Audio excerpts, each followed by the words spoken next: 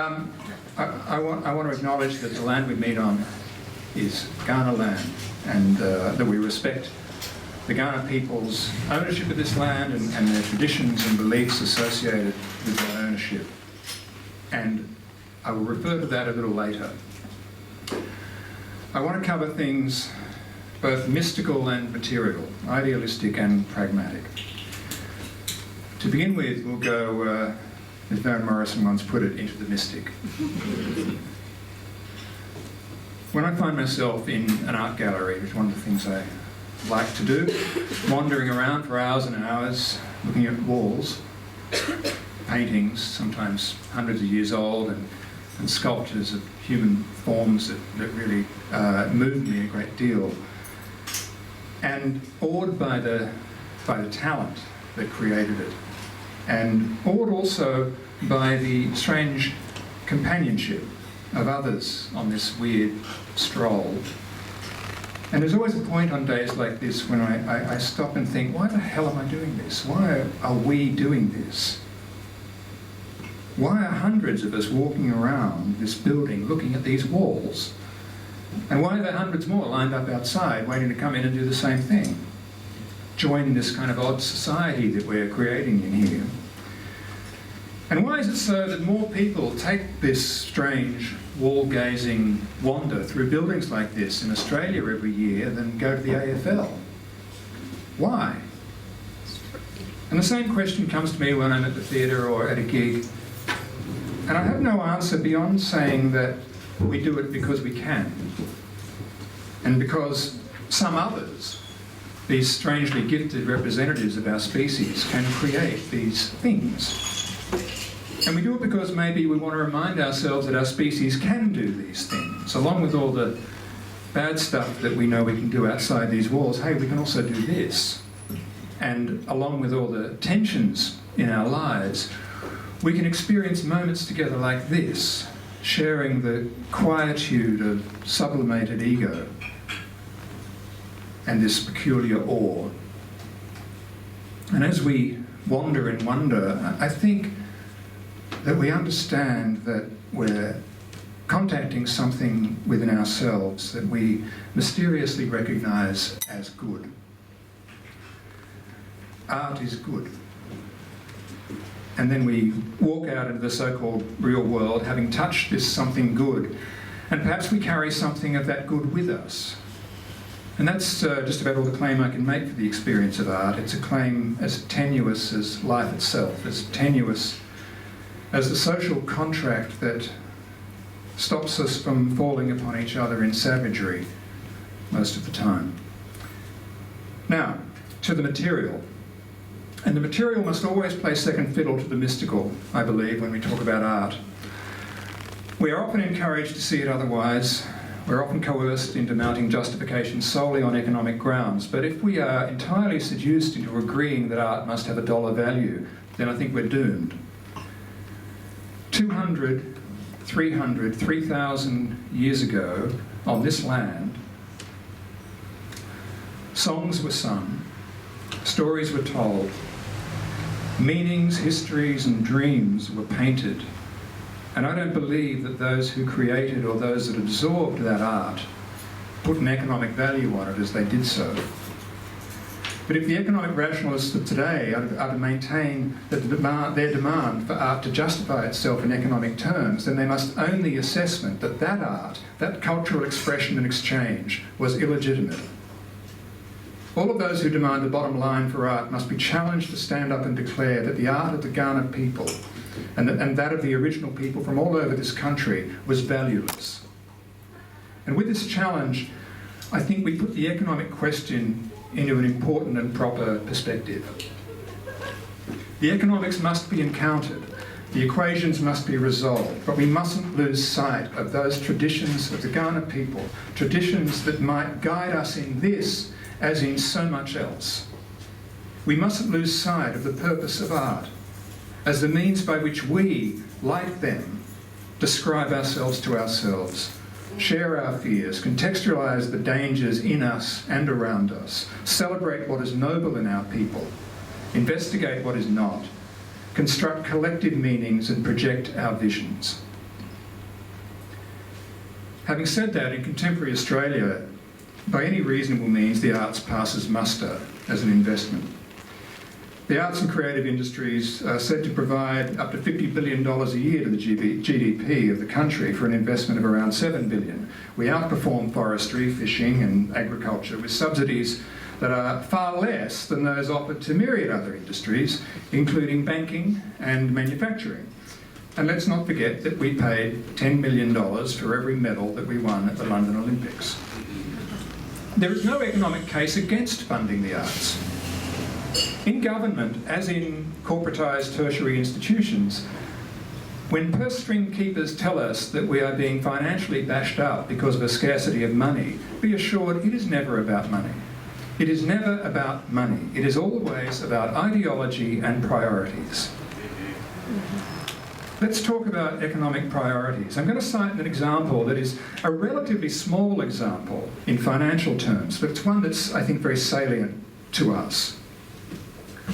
If the Turnbull government is re-elected, they've pledged to spend $160 million on a non-binding plebiscite about marriage equality.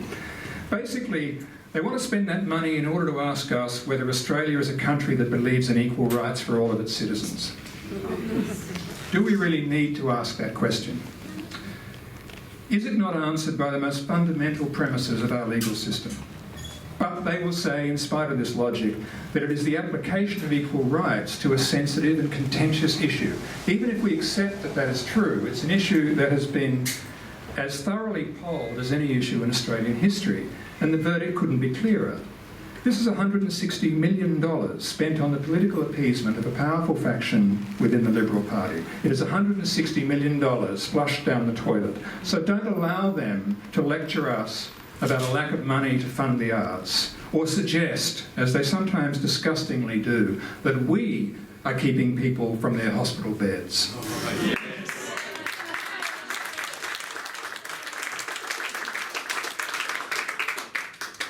It's never about money. It's about ideology and priorities. And the sad fact is that the ideology and priorities of Canberra are a Guinness, and they have been for a very long time.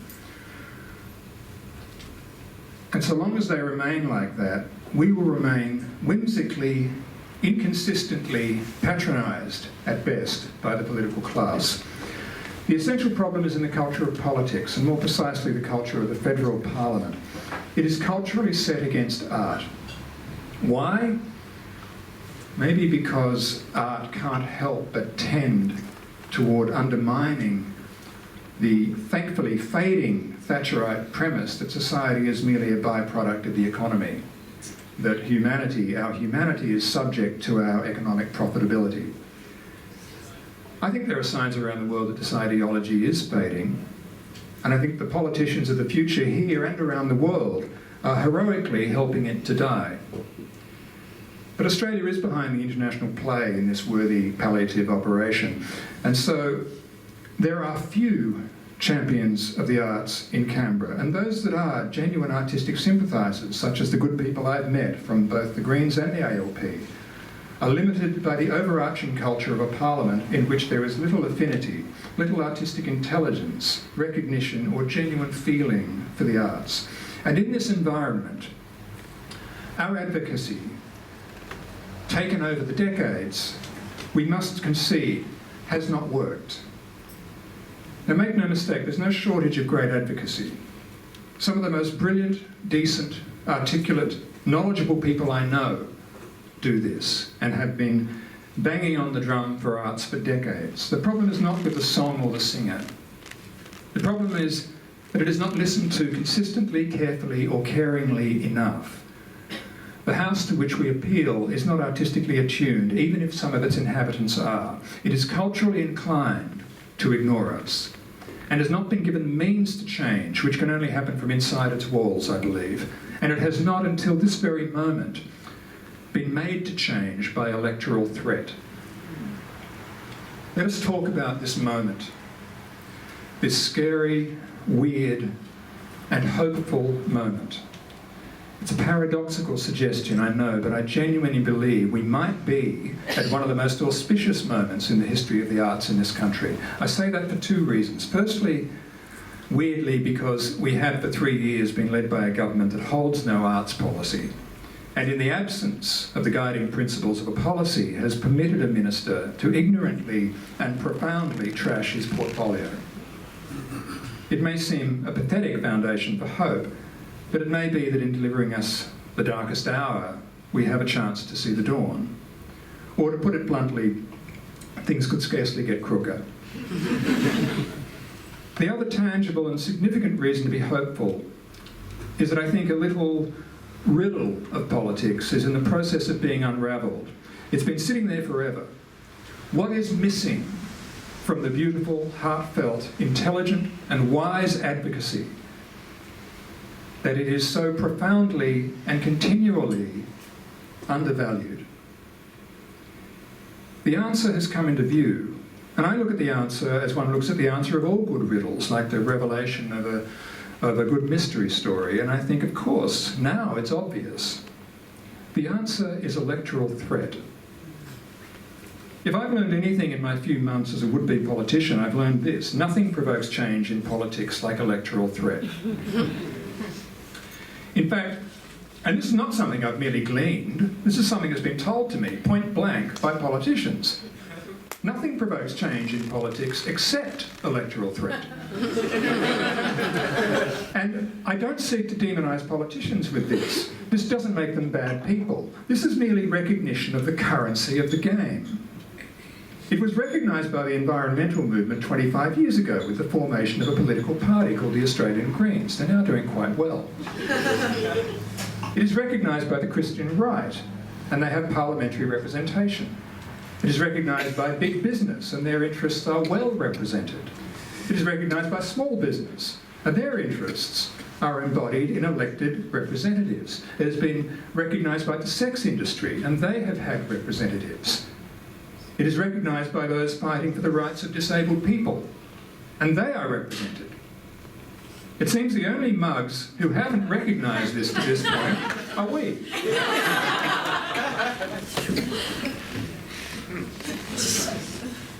That's why there's an arts party. That's why I'm having a go. This is why, or at least it's one of the significant reasons why renewed respect in this moment is being brought to the hearings of our advocates. The Arts Party doesn't replace industrial advocacy, it relies upon it. Industrial advocacy also relies upon the Arts Party. The electoral threat that the Arts Party represents does not merely strengthen the industry's advocacy, it activates it. It allows it to continue to speak softly, and it provides it with its first ever stick. It is the greatest boon to arts advocacy that has ever been in this country. Very good things have been happening, very heartening things. A couple of weeks ago, the Greens, for the first time in their history, announced a serious arts policy, and I congratulate them, and I can encourage them, and they in turn continue to encourage me. I want to say that I have found the South Australian Greens to be very encouraging, respectful, sincere and collegial in their communications, and I am extremely grateful for that. In fact, one of the really pleasing things so far is that most of the politicians that I've met, and I confess that I've only met them from the Greens and from the ALP to this point, have all been very encouraging and respectful of the Arts Party, in private at least. And I also congratulate the Greens for having the guts and the good grace to concede publicly that their Arts Party wouldn't exist, their arts policy wouldn't exist without the electoral threat that the Arts Party presents to them. I attended with a couple of other people here, I think, an arts-focused ALP forum in Port Adelaide a couple of weeks ago, hosted by Vital Statistics, and I congratulate them, and it was a good meeting. Mark Butler spoke, and again, he was extremely gracious and encouraging to me in private conversation. And Mark Dreyfus spoke and reiterated the ALP's welcome policies they're taking to the election. I think both these gentlemen are sincere in their support of the arts and sincere in their encouragement of the Arts Party. At first I was a little taken aback by this, but then I realised if these guys are sincere, are fair income in their enthusiasm for the arts, and I take them at their word, then they kind of need the Arts Party to give them the muscle to allow them to transfer the threat to their wider party in order to get more done. It's a curious ecology, but it seems to me that's the nature of it. They kind of need us. But back to Port Adelaide, and I'm not interested in, now or ever, in bagging people like Mark Dreyfus or Mark Butler, and it's very important to remember that these gentlemen are seeking to form government. The Arts Party isn't seeking to form government, it's just seeking to influence it. I'm not in the slightest bit inclined to be disrespectful to these people, or to any future colleagues in a parliament if I had the privilege of going to one. But I do need to make a couple of observations. Mr. Dreyfus began his speech by saying that the ALP was the party of the arts because it was the party of Gough Whitlam and Don Dunstan. Now, there's something a little bit sad about that. A claim based on it is on the work of two heroes of 40 years ago, when for the past 30 years, a period for which the ALP has held power for more than half the time, we have had cuts to the arts funding overall by around 50% in real terms. In fairness, we've also seen more recently on the ALP side of the ledger the excellent work of Minister Crean via the James Traynor report of 2012 and the development of Creative Nation, which was hopeful, and some good things that began to flow from that throughout 2013. The other really important point to make about the ALP's current suite of policies is that, taken as a whole, they represent the stemming of blood flow. They represent the arrest of some damage. Now that's an important first response in an emergency, but seriously, is that all that Margaret and Gough Whitlam and Don Dunstan sought to do? Would they have been content that 40 years down the track, Australia still doesn't have, for example, a national theatre company? There is only one party's policies that capture the spirit of the Whitlams and of Don Dunstan, and that is the Arts Party. I believe that Mark Dreyfus could be a very good arts minister. My role in Canberra would be to make him a great one. I will be aiming to make the Federal Arts Minister a national hero. I will commit to him or to her my collegiality, counsel, encouragement, harassment, and whatever political threat I might embody. I will have the same ambition for whomever the Liberal Party would put in that position. It's tremendously important that arts lovers take the right message from recent announcements. The message must not be we no longer need to vote for the Arts Party because the Greens have renewed interest and Labor is parading its famous ghosts and looking to stem the damage. The message must be, if the mere threat of getting a senator elected can lead these parties to more significant positions in relation to the arts, imagine the change that could be wrought when there is an actual bona fide Arts Party senator for whom the arts cannot slide down a league table of priorities after the election, and for whom the arts is the raison d'etre and cannot be demoted or marginalised. Here are some of the things that might be achieved, some of the policy ideas that we'll pursue. The arts at the centre of all school curriculums. The adoption of STEAM, not STEM, science, technology, engineering, art and maths, as an educational principle.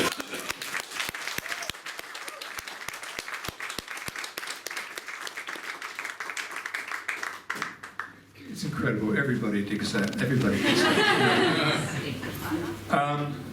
Visual arts and music as mandatory in all primary school curriculums. Yes.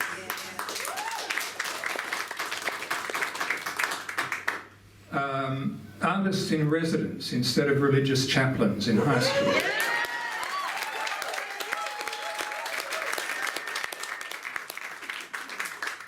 I wrote that policy myself.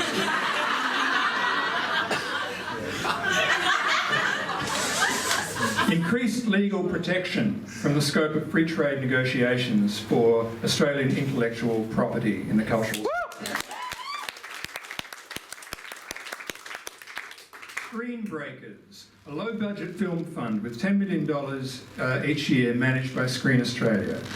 the protection of authors' rights and royalties from any proposed reduction in scale or limitation by reduced sunset periods.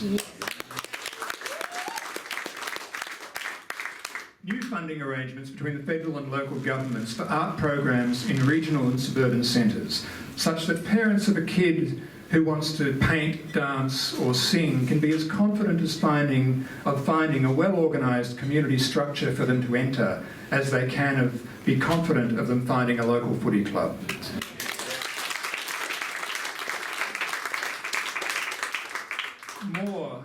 Much more than the ALP's welcome though meek return of some funding to the ABC.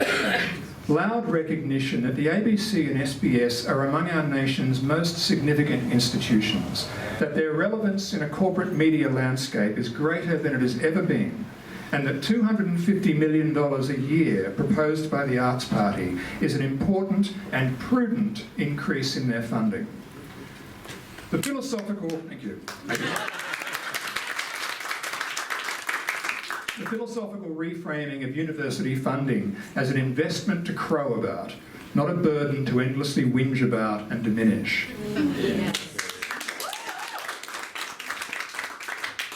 A national ensemble of theatre actors, perhaps a precursor to a national theatre.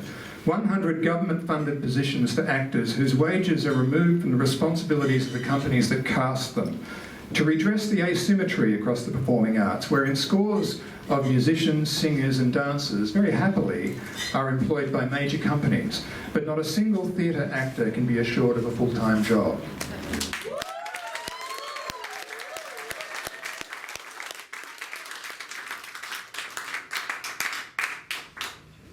Expansion of the existing research and development tax incentive to include investment in artistic research and development. And the trebling of Australia Council funding for all small to medium sector activity.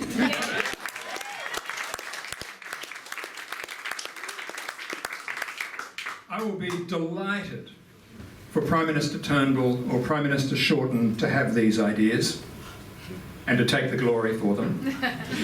And I will be delighted to take the flak for them. And I hope that might become the relationship. These are among the things that would allow any arts minister to truly invoke the spirit and claim the legacy of Margaret Whitlam and Gough Whitlam, Paul Keating and Don Dunstan. Dare I say it, jobs and growth. This is not just about bringing politicians to the arts, it's about bringing art to the political culture of the country. It's not about politicising the arts, it's about bringing the ethics and traditions of the arts and humanities to politics. This is about making it not okay to bash the arts. This is about changing that culture. It's also about making it okay to talk about a massive investment in the country's future via an unapologetically massive increase in funding to the arts. This is about changing the rules of engagement such that our brilliant advocates are not just turning up at politicians' doors hoping to be recognised as legitimate, but are being called into politicians' rooms to help build policy. Yeah.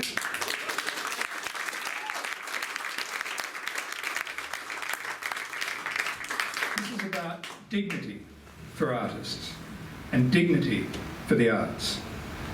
The maddening and the really enticing and exciting thing is that it can change.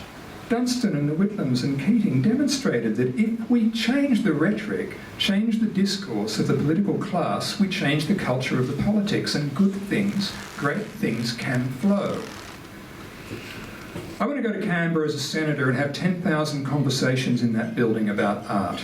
I want every significant artistic achievement to be known to the political class. I want artists in Canberra stuffing lamingtons into themselves alongside politicians on a weekly basis. I want talk of the arts to become normal in our politics. Until we do that, we will continue to stand like Dickens' waif, begging for a little more. I think that a perspective that comes from the traditions and ethics of art, the great traditions and ethics of the humanities, is one to enhance South Australia's political representation in Canberra in particular, and is in perfect harmony with all that is unique and all that is best about this state. I entered the theatre profession in 1980, at a time when it felt like there was some substantial architecture that had been built for the industry.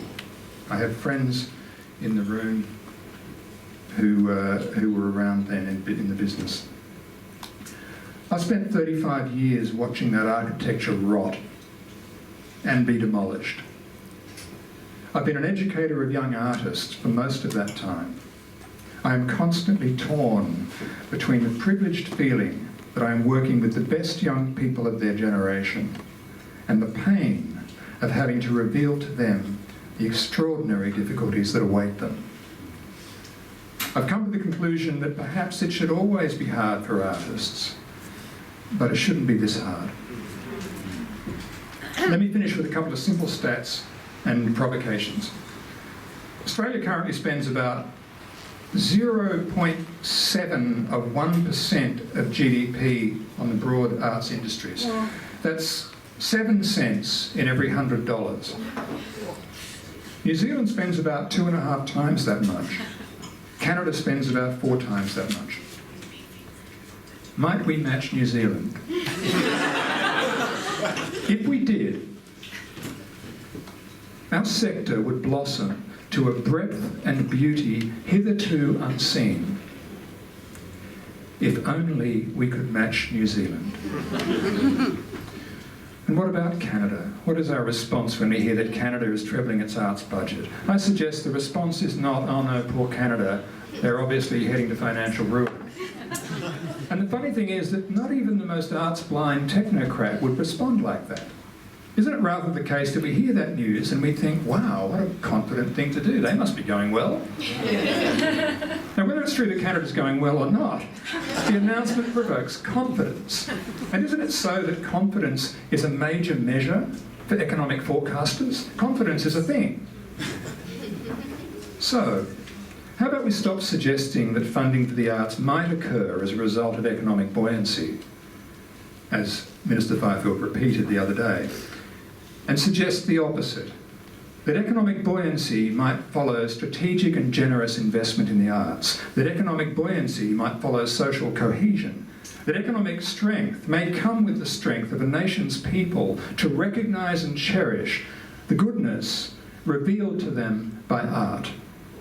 Thank you.